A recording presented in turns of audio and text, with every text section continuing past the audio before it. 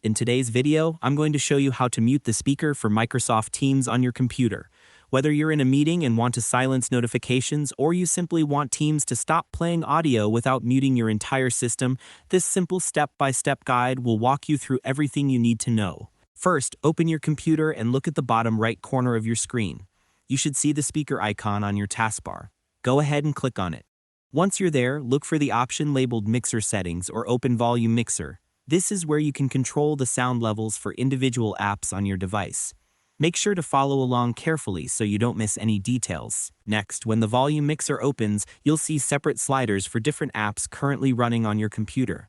Look for Microsoft Teams in the list. If Teams is open, it will appear as one of the audio sources. All you need to do now is drag the Teams volume slider all the way down to 0. This will mute Teams completely without affecting any other app.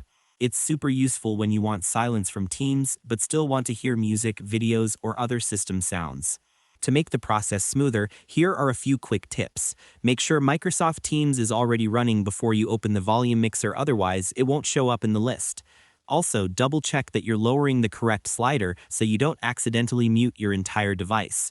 Doing this beforehand can save you time and help prevent unnecessary issues.